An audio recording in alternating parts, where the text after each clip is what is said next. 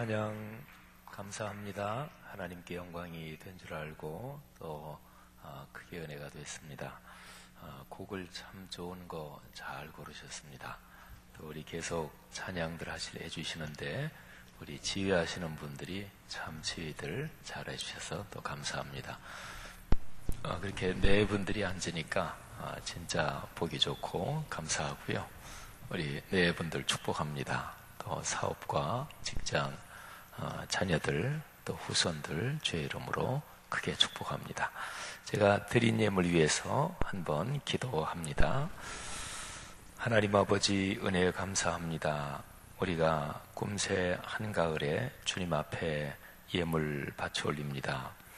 이 예물 여기에 주님께서 사랑하시는 우리 성도들의 마음이 담겨 있습니다.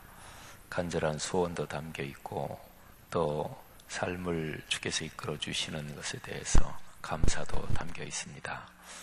하나님께서 우리 성도들의 간구는 응답해 주시고 감사는 받아 주셔서 더 넉넉하고 큰 감사가 되게 해 주옵소서. 하나님 가정 경제와 직장 생활 그리고 자녀 손들 살아가는 모든 삶을 주님께서 이끌어 주옵소서. 하나님께서 이 예물 쓰이는 곳에 하나님의 거룩한 영광 넉넉하게 나타나게 하옵소서. 특별히 사랑 나눔 금식 헌금 쓰일 때마다 선천성 심장병 또 희귀난치성 질환자들 아름답게 그분들이 치유되게 도와 주옵소서. 더불어 성도들 가정에 큰 건강 주옵소서. 또 받은 은혜 감사해서 우리 떡으로 성도들 섬기는 귀한 예배를 축복하시며 그 아이를 자녀를 축복해 주옵소서. 감사합니다. 예수 그리스도 이름으로 축복하며 기도 올립니다. 아멘. 주님의 이름으로 크게 축복합니다. 또 오늘 여디디아 찬양하느라고 참 애쓰셨고 주의 이름으로 우리 귀한 분들 축복합니다. 새벽 기도를 새벽 예배에 안 나오시던 분들이 새벽에 나오시면 한 3, 4일 지나면 이게 또 직장에서 좋으시거나 이게 굉장히 피곤하기도 하고 그러기도 하는데 오늘이 네 번째 날입니다. 내일 모레 이틀 더 있는데 끝까지 잘 우리 마지막 날까지 그렇게 새벽 예배 성공하시기를 바랍니다. 자, 오늘도 성경 말씀 데살로니가 전서 5장 15절부터 23절 말씀 암송하겠습니다. 다 암송이 안 되시는 분들은 우리 책자나 주보 뒤에 있는 거 보시면 되겠습니다. 암송할 때 이 말씀이 우리의 마음과 또 우리의 정신, 우리의 영혼에 다시 한번 새겨지는 줄 믿고 이 말씀대로 이루어질 줄 믿습니다. 시작. 데살로니가 전서 5장 15절부터 23절 말씀. 삼가 누가 누구에게든지 악으로 악을 갚지 말게 하고 서로 대하든지 모든 사람을 대하든지 항상 선을 따르라. 항상 기뻐하라. 쉬지 말고 기도하라. 범사에 감사하라. 이것이 그리스도 예수 안에서 너희에게 향하신 하나님의 뜻이니라. 성령을 소멸하지 말며 예언을 멸시하지 말고 범사에 헤아려 좋은 것을 취하고 악은 어떤 모양이라도 버리라. 평강의 하나님이 친히 너희를 온전히 거룩하게 하시고 또 너희의 온 영과 혼과 몸이 우리 주 예수 그리스도께서 강림하실 때에 흠없게 보존되기를 원하노라. 데살로니가 전서 5장 15절부터 23절 말씀. 아멘. 참 좋습니다. 암송할수록 좋고 또 가만히 묵상할수록 얼마나 좋은지 모르겠습니다. 오늘 제목은 건강하세요 이런 건데 여러분 하나님이 여러분에게 건강 주시기를 축복합니다. 몸도 건강하시고 또 정신과 영혼도 건강하시고 또 삶이 종합적으로 건강한 복이 있기를 바랍니다. 제가 굉장히 강건한 두 사람에 대해서 성경에 나오는 인물인데 잠깐 그 구절을 소개해 드리겠습니다. 한 사람은 이렇게 소개되어 있습니다. 그들은 죽을 때에도 고통이 없고 그 힘이 강건하며. 자, 어떤 사람일까 한번 상상해 보세요. 죽을 때에도, 말하자면 죽을 때까지 병을 앓지 않는다, 그런 얘기죠. 고통이 없고 그 힘이 강건하며. 시편 73편 4절에 나오는 표현을 제가 읽었습니다. 그 다음에 또 하나는 어떤 연세가 굉장히 많은 노인께서 이렇게 말씀하십니다. 오늘도 내가 여전히 강건하니. 근데 이 노인께서 연세가 85 되신 분인데 그분이 하시는 말씀이 오늘도 내가 여전히 강건하니. 이거는 여호수아서 14장 11절에 나오는 말씀을 제가 읽었습니다. 자, 누굴까요, 이 두 분이? 근데 시편 73편 여기에 앞에 먼저 제가 읽어드린 이거는 좋은 건 아닙니다. 이게 못된 사람이라는 거예요. 악한 사람을 표현하는 말입니다. 시편 73편 1절부터 제가 한번 4절까지 읽어볼 테니까 잘 들어보십시오. 하나님이 참으로 이스라엘 중 마음이 정결한 자에게 선을 행하시나 나는 거의 넘어질 뻔하였고 나의 걸음이 미끄러질 뻔하였으니 이는 내가 악인의 형통함을 보고 오만한 자를 질투하였음이로다. 그들은 죽을 때에도 고통이 없고 그 힘이 강건하며. 자, 문맥이 이게 이해가 되십니까?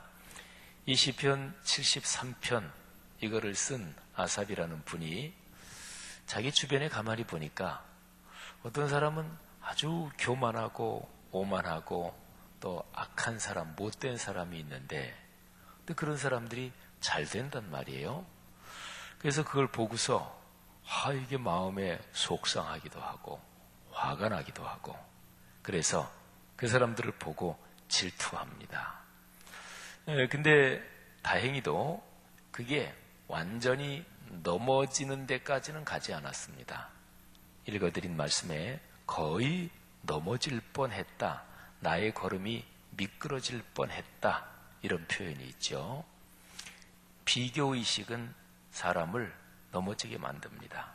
신앙을 망가지게 만듭니다. 그리고 정신을 초라하게 만듭니다. 여기에 나오는 이 표현에서 보면 세상에 보면 악한 사람, 못된 사람이 잘 되는 일도 있어요. 근데 끝까지 보면 그러는 것처럼 보일 뿐입니다. 오늘 여기 표현에 그들은 죽을 때에도 고통이 없고 그 힘이 강건하며. 근데 길게 가야 거기까지겠죠. 그죠? 하나님 앞에 딱 설 때는 완전히 반전이 되겠죠. 세상에는 몸이 건강하고 또는 여러 가지가 잘 나가는 것 같은 그렇게 보이는 사람이 있지만 실제적으로는 안 그런 사람이 많이 있습니다. 자, 그 다음에 제가 두 번째 얘기했던 그 85 되신 노인분, 이분은 바로 갈렙을 표현한 말이에요. 여호수아 14장 10절 11절을 제가 읽어보겠습니다. 이제 보소서, 요거는 이 갈렙이 말이죠. 여호수아에게 하는 말이에요. 갈렙이 나이가 더 아마 많을 것 같아요. 여호수아가 좀 더 어릴 것입니다. 근데 여호수아는 지금 이스라엘 민족의 지도자예요. 모세가 세상을 떠나고 여호수아가 이스라엘 민족을 이끌고 가나안 땅에 지금 들어와서 가나안 땅에 들어온 지 몇십 년이 지났습니다. 그런데 아직까지 정복하지 못한 그런 땅들이 있었어요. 근데 특별히 정복하기 힘든 지역이 있는데 누구도 달라붙질 못하는 거예요. 그때 85 되신 이 갈렙, 이분이 나서서 지도자 여호수아에게 얘기하는 거예요. 이제 보소서, 여호와께서 이 말씀을 모세에게 이르신 때로부터 이스라엘이 광야에서 방황한 이 45년 동안을 여호와께서 말씀하신 대로 나를 생존하게 하셨나이다.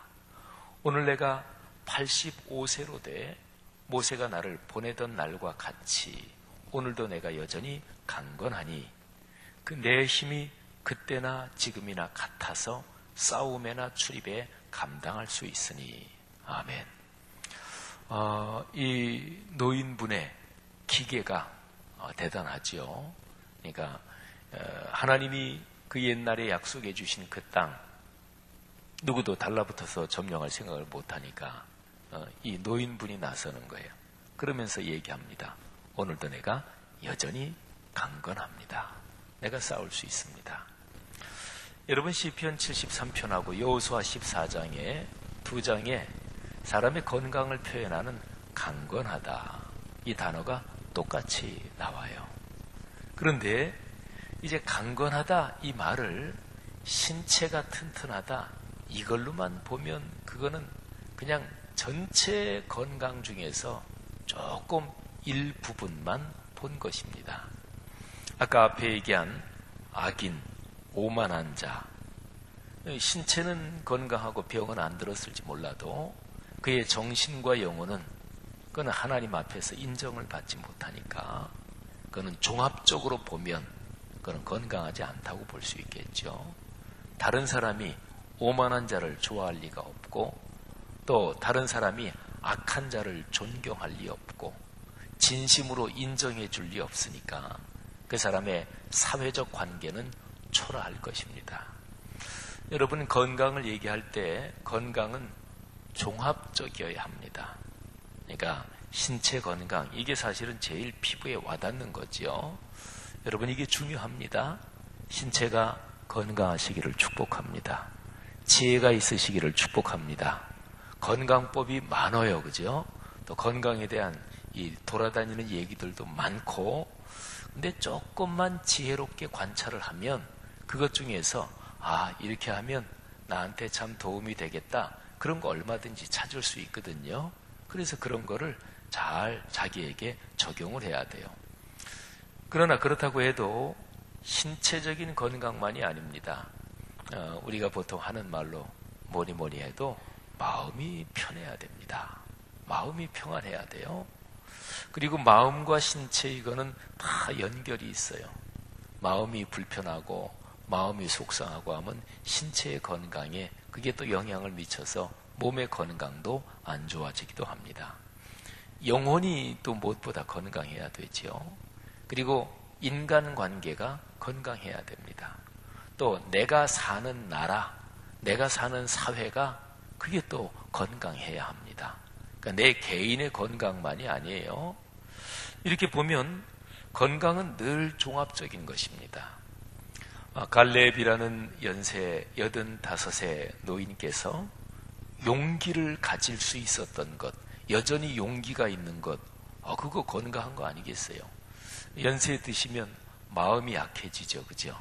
마음이 약해집니다. 그건 누구에게나 어느 정도는 거의 일반적인 상황이라고 볼 수가 있을 것입니다. 20대보다 30대, 또 40대, 50대, 60대, 70 또는 80대 이렇게 넘어갈수록 일반적으로. 근데 다 그런 건 아닙니다. 어떤 분은 연세가 있으신데도 정신의 꼿꼿함을 유지하시고, 또는 내면의 용기를 계속 가지고 계시고, 또는 변화를 두려워하지 않고, 정신의 고정관념에 사로잡히지 않고, 정신의 아름다운 상상력이 자유롭고, 이러신 분들이 분명히 있습니다. 그러시기를 축복합니다.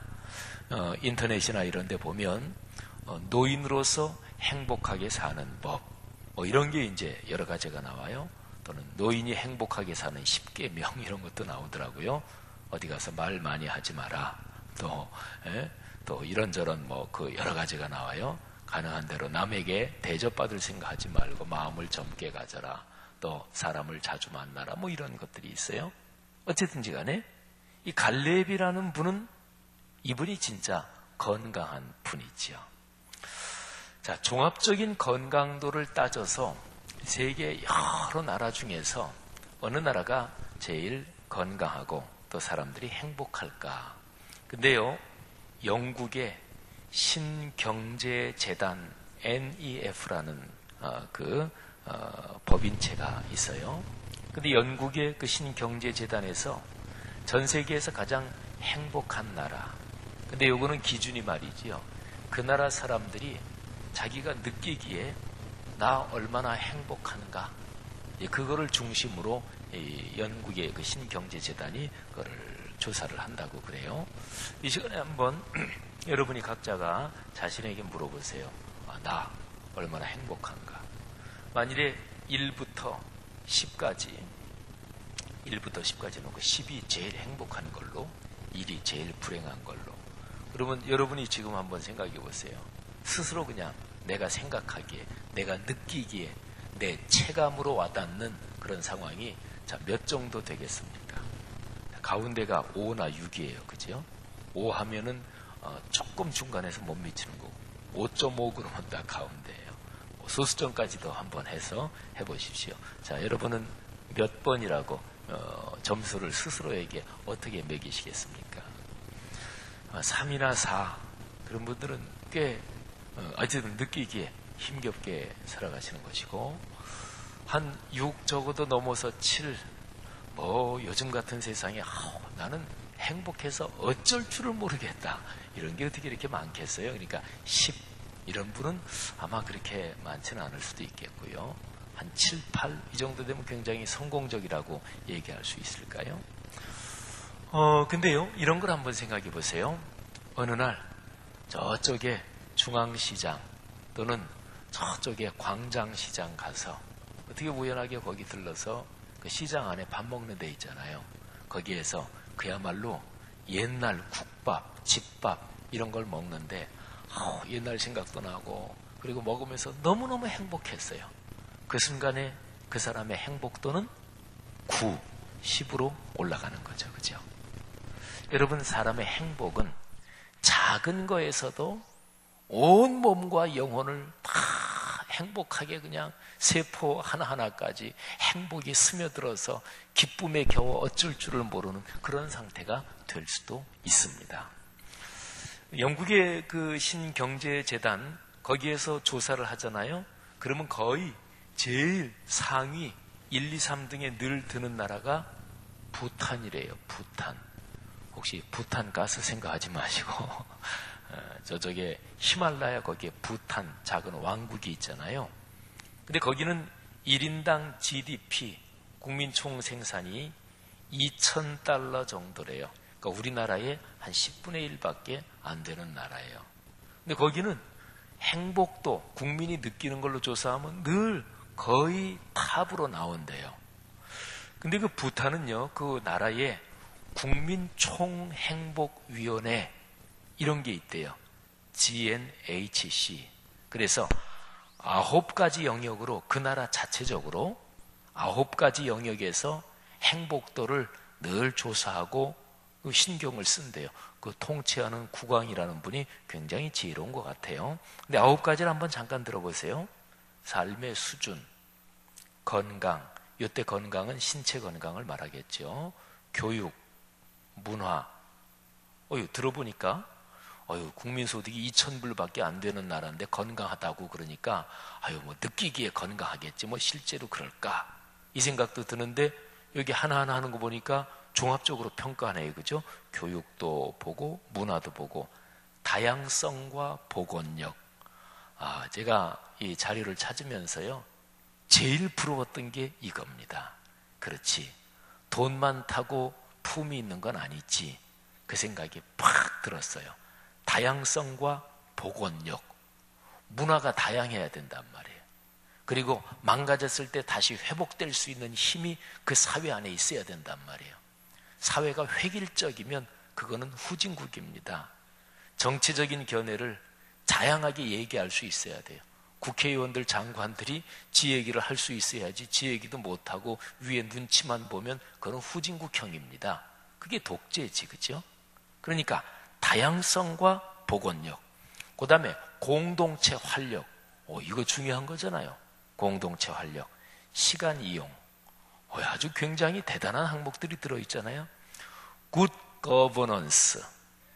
governance라는 말이 아주 중요한 말인데, 국민소득 2,000달러 정도밖에 안 되는 나라에서 governance를 얘기해요. 보통 우리가 통치 그러잖아요. 근데 요즘 일반 사회에서는 통치 그러면 대통령, 수상, 뭐 어쨌든 나라 최고 권력자가 권력을 꽉 쥐고 일방적으로 끌고 나가는 이런 걸 주로 통치라 그런다면, 요즘은 통치 말고 협치라는 말을 써요. 협력해서 다스린다. 그래서 정부뿐만 아니라 뭐 요즘은 기업이 큰 역할을 하잖아요. 어떨 때는 한 나라, 그 나라 행정부보다 기업이 더 큰 영향력을 갖기도 하잖아요. 우리나라 뭐 삼성, LG, 현대 이런 큰 기업들이 전 세계에서 나라 위상을 높이고 그러잖아요. 그래서 정부, 기업, 또 노동자들, 노동조합도 아주 중요하죠. 그죠? 우리나라는 주로 노동조합을 안 좋게 보는 관점이 더 많은데, 그는 그 상식 이하지요. 노동조합도 중요하고, 그 다음에 시민단체들 중요하지요.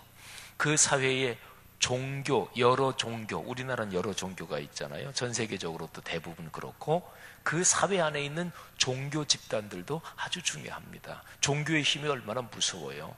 거기에 한번 헌신하면 물불을 가리지 않는 게 이게 신앙이라는, 종교라는 거잖아요. 그래서 이런 전체가 같이 협력해서 나라를 다스린다. 그래서 협치라는 말을 써요. 그래서 영어로 하면 통치, 이거를 government 이렇게 얘기하고, 협치를 governance, 이거를 보통 그런 단어로 번역해요. 근데 이 국민소득 우리나라 10분의 1밖에 안 되는 이 나라, 우리나라 사람은 보통 미국, 영국, 프랑스, 독일, 뭐 중국, 러시아 이런 큰 나라 빼고는 다 우리 밑으로 보죠. 그죠? 부탄, 이거 들어보지도 못한 사람도 아마 있을 텐데, 근데 여기에서 그 국민의 행복도를 평가하고 늘 우리 국민이 이런 식으로 행복해야 되겠다, 거기에서 good governance를 얘기한단 말이에요. 그리고 심리적 웰빙, 아이고 이거 대단한 나라 아니겠어요. 그죠? 그래서 이 부탄, 이 나라는 영국의 그 신경제재단이 그 조사하는 걸로 하면 늘 세계 탑 랭킹으로 나온대요. 근데 유엔에서 말이죠, 이 부탄이 국민 행복 지수를 늘 조사하고 발표하고 그러는데, 여기에 영향을 받아가지고 유엔에서 그거를 발표하기 시작했어요. 유엔에서는 보니까 그게 기준이 좀 너무 일방적이다, 너무 좀 한 군데 몰려있다, 이렇게 생각해서 유엔에서 거기에 부탄이 시작한 거고, 거기에서 영향을 받아가지고 유엔에서 전 세계 나라들의 행복도를 조사하는데, 거기에는 기본적으로 GDP가 들어갑니다. 국민 총생산, 그 다음에 기대 수명, 얼마나 오래 사느냐, 또 뭐 등등 여러 가지를 쭉 넣어가지고, 그래서 이제 유엔에서 쭉 했는데요. 또 그 국가의 부채 또는 사회보장 또는 뭐 이런저런 언론 자유나 이런 것까지 다 포함해서 유엔에서 그걸 조사한 지가 3번째가 됐대요. 3번 3회를 발표해서, 이게 올해 4월 달이에요. 근데 올해 4월 달에 유엔에서 발표했는데, 부탄은 좀 그렇게 높진 않아요. 그래도 한 뭐 160개 넘게 발표했는데, 부탄이 그래도 위에 3분의 1 쪽에 속해요. 근데 올해 발표한 그 순위에서 세계 행복도, 뭐 이거는 돈이 얼마나 있느냐, 뭐 이런 것까지 다 종합적으로 조사한 거니까 아마 보통 사람들이 이렇게 생각하는 거하고 꽤 맞아 들어갈 거예요. 뭐 어느 정도는 그래요. 여러분이 생각하기에 또 뉴스 같은 거나 이런 거 자료 알고 계신 분도 계시겠지만, 전 세계에서 제일 행복한 나라, 주로 어느 지역에 있는 나라일 것 같습니까? 어느 지역에? 예. 많이들 알고 계시죠? 유럽 쪽이 행복해요. 특히 북유럽 쪽이. 그리고 카나다도 굉장히 행복한 나라고. 그래서 유엔에서 3회째 발표한 그거를 제가 잠깐 말씀드리면, 1등 어딜 것 같아요? 예, 스위스 1등, 2등 아일랜드, 저 영국 옆에 있는 조그만 나라죠. 2등. 이런 식으로 쭉 나가는데, 그리고 이렇게 넘어가면 사람 심리는 3등이 어딘가, 4등이 어딘가, 이거 자꾸 신경이 쓰여요. 그죠? 그래서 설교도 안 들으시고 자꾸 그거 신경 쓸까봐 제가 참 친절하게 10등까지 제가 말씀드릴 테니까. 2등이 아일랜드라 그랬죠. 3위 덴마크, 그 다음 노르웨이, 카나다, 핀란드, 네덜란드, 스웨덴, 그리고 이제 저쪽에 뉴질랜드, 오스트레일리아, 이렇게 됩니다. 그러니까 저 호주 있는 그쪽, 호주가 오스트레일리아죠. 10등. 11위 하나만 더 말씀드리면 이스라엘이 11위예요. 이거는 좀 특이해서 제가 말씀드려요. 이스라엘 늘 그 근처에 중동 아랍 국가들하고 막 이 전쟁이 있잖아요. 근데 이스라엘이 국민들이 느끼기에 또 유엔이 뭐 경제 소득 종합적으로 다 따져서 이스라엘이 세계 국민 행복도 11위입니다. 이거는 제가 이제 생각하기에 국민들의 정신적인 신앙적인 정체성이 이게 확고한 거 아닌가 이런 생각이 들어요. 제가 구체적인 지표들 다 모르겠는데, 근데 궁금한 점은 이 생각도 궁금하지요. 미국, 영국, 프랑스 이 강대국들은 몇 등이나 했나? 이거 좀 궁금하죠, 그죠? 미국 뭐 세계 제일 강대국인데 상당히 높아요. 15위, 영국 21위, 독일은 26위, 프랑스는 29위. 일본 궁금하시죠? 일본하고 우리나라하고 앞뒤로 붙어 있어요. 일본이 46위, 우리가 일본보다 하나 밑에 47위. 근데 우리나라가 올해 47위인데 재작년에 두 번째로 발표를 했대요, 유엔에서. 근데 그때는 41위였어요. 근데 6계단 뒤로 우리는 지금 미끄러졌습니다. 3회 발표에서는. 그런데요, 우리보다 높은 나라, 우리가 47위니까 우리보다 높은 나라가 꽤 많을 거 아니겠어요? 근데 제가 한번 나라 이름만 이렇게 불러볼 테니까 여러분들이 못 들어본 나라도 있을 거예요. 코스타리카, 이스라엘 뒤에 이어서 12위예요. 멕시코 14, 브라질 16위, 아랍에미리트 20, 오만.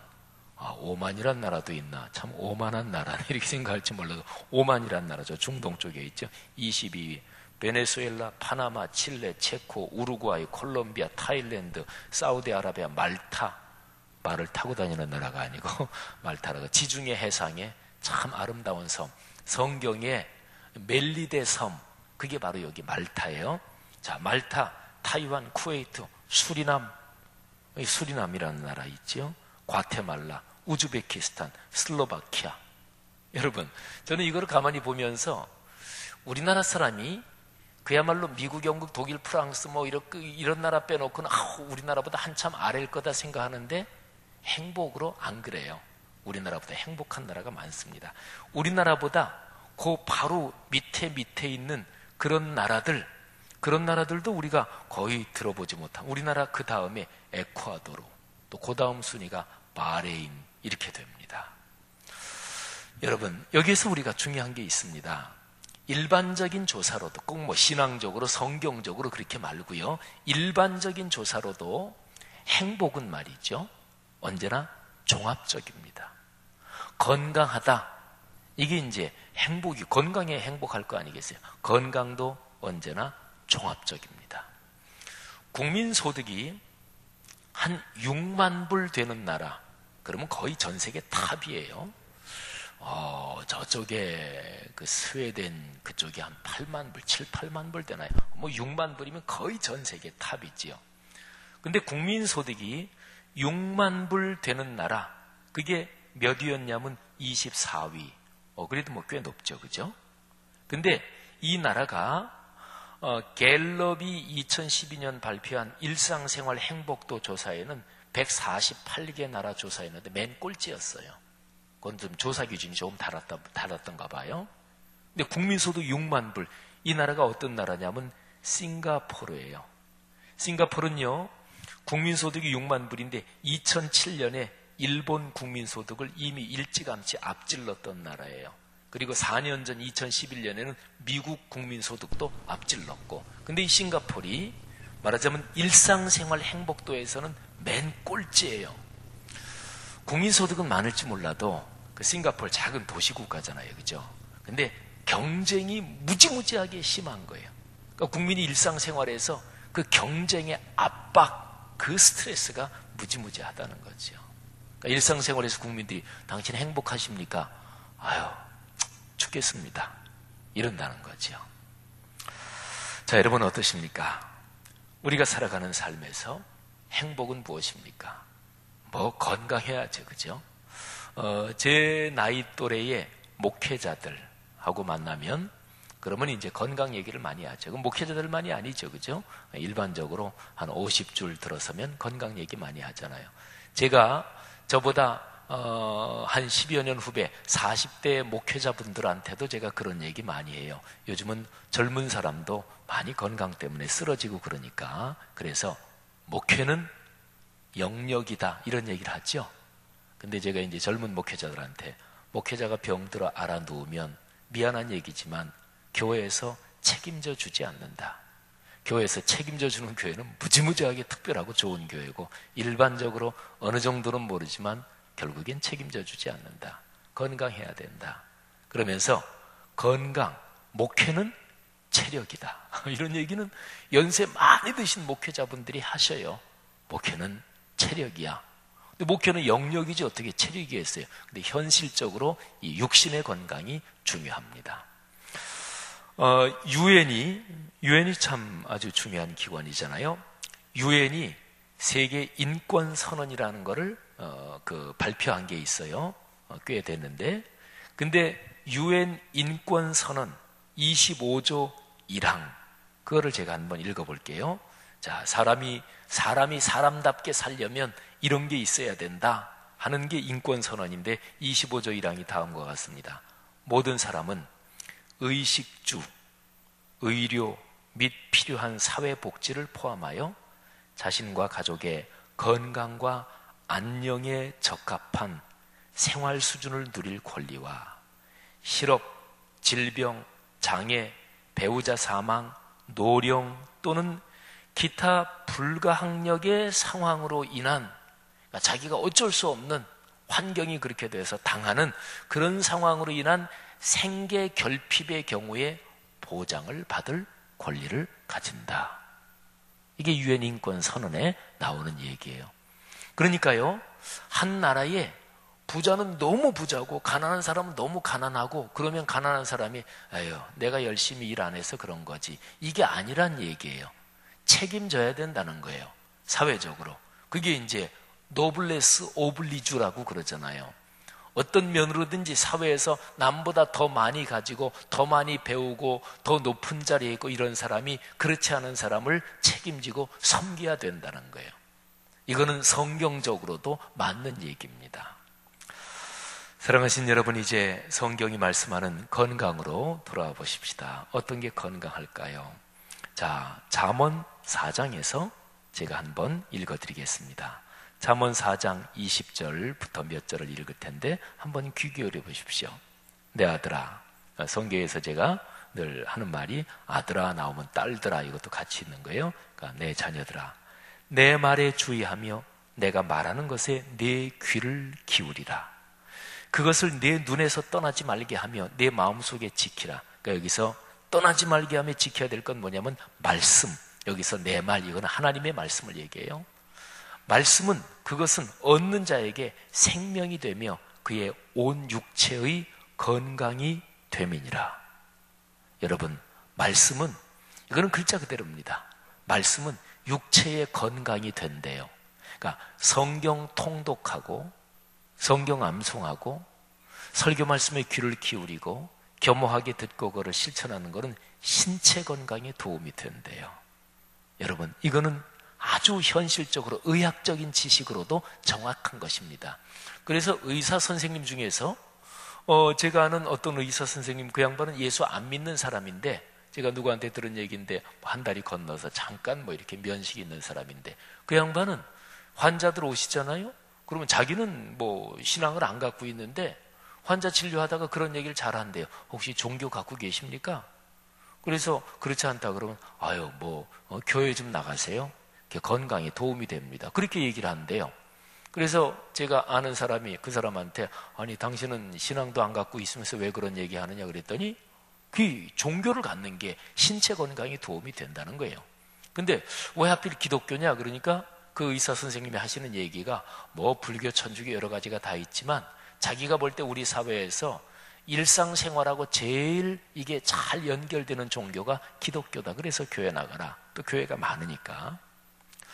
잠언 말씀을 우리 마음에 새길 수 있기를 축복합니다. 하나님의 말씀은 신체 건강에 도움이 돼요. 에베소서에서는 이런 얘기를 합니다. 사람이 마음 상태가 중요하고 정신의 상황이 중요해요. 그게 또 신체의 상황과 연결되는, 그러니까 말씀이 신체 건강에 도움이 된다는 것은 이게 연결되어 있기 때문에 그런 거예요. 자, 에베소서 3장 16절에 보면 그의 영광의 풍성함을 따라 그의 성령으로 말미암아 너희 속사람을 능력으로 강건하게 하시오며. 여러분, 속이 허하다 이런 얘기 하잖아요. 우리 한방에서는 기가 허하다, 그래서 기를 보해야 된다 이런 얘기 많이 해요. 한방이 양방보다 훨씬 더 종합적이죠, 그런 면으로 보면.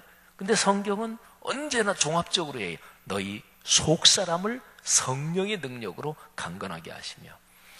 6장 10절에 보면 주 안에서와 그 힘의 능력으로 강건하여지고.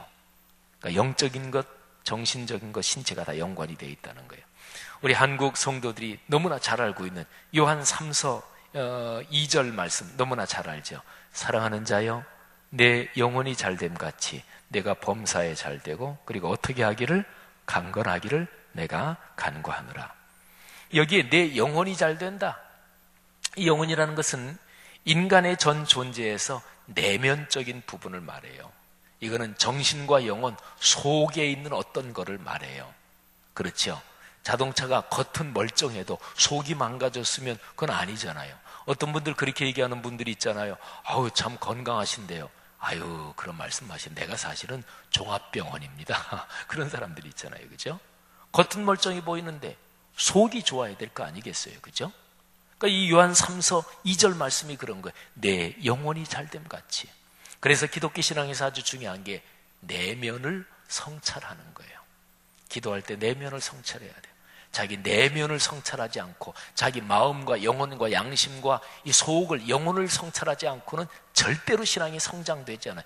영혼, 내면 성찰 없이, 자기 성찰 없이 오래 신앙생활하면 교회 제도에 익숙해집니다. 신앙은 성장하지 않아요. 아주 무서운 유형의 그리스도인이 되는 거죠. 권력지향적이 되고, 이게 교회를 제도로만 보고, 그런 사람이 교회를 망가뜨리는 거지요. 내면을 성찰해야 돼요. 요한 3서 2절. 사랑하신 여러분, 이 위대한 구절의 축복이 우리 모두에게 여러분의 삶에 성취되기를 주님의 이름으로 축원합니다.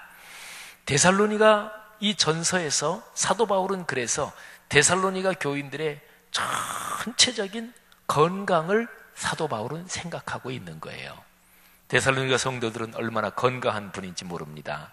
그들은 환난과 핍박에도 성령의 기쁨으로 넉넉하게 이기고 있어요. 그러면 그것처럼 건강한 게 어디 있어요? 내 생활 모든 게 다 잘 나갈 때, 모든 게 다 잘 풀려. 그때 나 행복하다, 나 기쁘다. 그거는 신앙 안 가진 사람도 다 하는 거예요. 근데 봐야 알지요.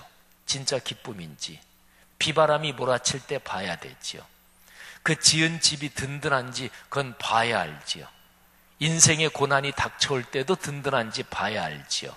주님께서 말씀하셨습니다. 모래 위에 지은 집이 있고 반석 위에 지은 집이 있다. 근데 주님께서 마태복음 7장에서 말씀하신 거기에서는 비바람이 불고 창수가 날 때, 이게 중요한 거예요. 모래 위에 지은 집도 바람이 불지 않고 큰 물이 나지 않을 때는 다 멀쩡해 보여요. 근데 인생의 고난과 그리고 사탄의 무서운 시험이 닥칠 때, 그때도 견디는가? 주님께서 말씀하신 거예요. 말씀을 듣고 실천하는 사람은 자기 인생의 집을 반석 위에 지은 사람과 같다. 환난, 어려움, 사탄의 공격, 이런저런 주변 상황의 어려움, 시절이 험하고 이런 게 부딪혀도 그 집은 무너지지 않고 든든하다. 그런 축복이 있기를 축원합니다. 그러니까요, 이 데살로니가 성도들은 전인적으로 건강한 거예요. 아주 유명한 말씀, 데살로니가 전서 1장에 나오는 말씀, 데살로니가 교인들의 생활이 믿음의 역사, 사랑의 수고, 소망의 인내가 있었습니다. 복음 3덕, 믿음, 소망, 사랑이 있었는데 그 믿음은 말로만 믿음이 아니었어요. 역사하는 믿음이었어요. 그 사랑은 말로만 사랑이 아니었습니다. 지식으로만 사랑이 아니었습니다. 수고하고 섬기는 사랑이었어요. 그들이 가진 소망은 말로만 그런 것이 아니었습니다. 미래에 대한 계획만 그런 것이 아니었습니다. 현실이 어려움이 닥칠 때 미래에 대한 소망을 가지고 있었기 때문에 이 어려움을 넉넉하게 이겨내는 그런 소망이었습니다. 여러분, 이 정도면 건강한 거잖아요. 그렇죠? 사도 바울은 데살로니가전서 5장 우리가 암송하는 구절이기도 한데 맨 마지막 23절에서 아주 중요한 얘기를 하죠. 평강의 하나님이 친히 너희를 온전히 거룩하게 하시고 또 너희의 온 영과 혼과 몸이, 여기에 세 가지가 다 나오네요. 인간을 구성하는 세 가지, 영, 혼, 육, 우리 주 예수 그리스도께서 강림하실 때 흠없게 보존되기를 원하노라. 아멘. 여러분, 삶이 행복한 거는 상황이 잘 나가서 그래서 아무도 나 건드리지 않는다, 그럴 때 괜찮다, 이게 아니에요. 예를 들어서 어떤 병에 걸릴 때 무균실에 있어야 되는 그런 상황이 있습니다. 자, 무균실이에요. 거기는 세균을, 바이러스를 다 의학적으로 차단하는 곳이에요. 거기 있으면 건강해요. 근데 사람이 그렇게 살면 그게 건강한 거예요? 아니지요. 그냥 보통 사람이 사는데 다 돌아다니면서 감기, 바이러스도 들락날락하고 그래도 면역력이 있어서 건강한 거, 그게 진짜 건강한 거잖아요. 그게 무엇입니까? 우리가 암송하는 구절에 들어있어요. 생활 삼덕, 항상 기뻐하라. 쉬지 말고 기도하라. 범사에 감사하라. 이것이 그리스도 예수 안에서 너희에게 향하신 하나님의 뜻이니라. 아멘. 성도 여러분, 건강은 훈련해야 돼요. 저는 지금도 기억하는데 독일에서 제 오른쪽 발목이 부러지고 나서 한 2달 기부스하고 오른쪽 발을 딛질 않았죠. 그런데 한 2달, 3달 가까이 돼서 기부스를 거의 무릎까지 했는데 기부스를 풀었는데 저는 깜짝 놀랐어요. 제 오른쪽 다리가 한 2달 안 썼는데 왼쪽 다리하고 굵기가, 이거는 전혀 과장하지 않고 한 절반밖에 안 되더라고요. 맨날 이렇게 걸어 다니는 게 한쪽 딛는 거를 2달 안 디뎠더니 이게 근육량이 줄어서 절반 됐더라고요. 여러분, 건강은 훈련해야 됩니다. 육신의 건강 마찬가지고 전인적인 건강 마찬가지예요. 이렇게 1년에 3번 꼼새, 이 정도는 훈련해야죠. 그죠? 적어도 1년에 한 번은 어떤 성경 공부 하나는 해야죠. 그래야 그게 정상적인 그리스도인의 신앙생활이죠. 적어도 주일은 성수하고 그래야 영혼과 정신이 훈련돼요. 남을 섬기는 작은 거, 예를 들어서 우리 교회에서 전 세계 어린아이들에 대해서 10,000원, 20,000원 한 달에, 근데 그거 작은 거지만 그걸 함으로써 훈련하는 거예요. 내 정신을 훈련하는 거예요.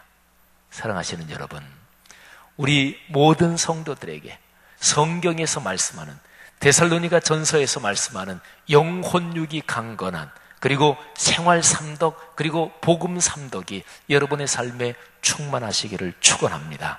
세상은 험합니다. 사탄의 공격은 드셉니다. 그야말로 말세라고들 많이 얘기하는데 여러 가지 어려운 상황이 많지요. 여러분, 건강하십시오. 승리하십시오. 결코 꺾이지 마십시오. 하나님께서 여러분과 함께 계십니다. 성령의 은혜가 여러분을 축복하시는 것을 믿으시기를 축원합니다. 기도하십시다. 들은 말씀 붙잡고 내 마음에 굳게 새기십시다. 그리고 거기에 도장을 찍으십시다. 설교 듣고 나서 바로 이어지는 기도, 그거는 들은 설교 말씀에 내가 마음으로 결단하는 시간이고 그게 내 도장, 인감 도장 찍는 기도예요. 그래서 저는 인감 기도라고 표현하기를 좋아하는데 지금 인감 기도 시간입니다. 혹시 여기 계신 분들 중에서 그런 생각 가지신 분 계시지 않습니까? 뭐 다 좋은 말씀인데, 그렇죠. 도장 안 찍으시는 거예요. 설교를 그렇게 듣기로 자꾸 습관이 들다 보면 이게 영혼의 땅이 딱딱해집니다. 어떤 말씀을 들어와도 이게 마음에 들어오지 않습니다. 내가 100% 실천하지 못해도 괜찮아요. 근데 적어도 설교 끝나고 인감 기도할 때 그때는 주님 이렇게 되기를 원합니다. 나를 도와주옵소서. 제가 결심합니다. 그러면 자꾸 그쪽 방향으로 내 인생이 가는 거예요. 이 시간에 들은 말씀 끌어안고 기도하시고 내일과 모레 이틀 남은 꿈새 한가을을 위해서 기도하시고 또 여전히 권면 드리는데 교구 임원들, 구역장 설교자님들, 또 구역 식구들 자꾸 권면해서 이틀 남았지만 권면해서 같이 은혜 받을 수 있기를 바랍니다. 다 같이 통성으로 기도하시다가 자유롭게 오늘 하루의 삶의 자리로 용감하게 나가시겠습니다. 기도합니다. 하나님 아버지 감사합니다. 주여 감사합니다. 건강을 주옵소서. 전인적인 건강 우리에게 약속하신 주님의 은혜 감사합니다. 온 영과 혼과 몸이 우리 주 예수 그리스도께서 강림하실 때에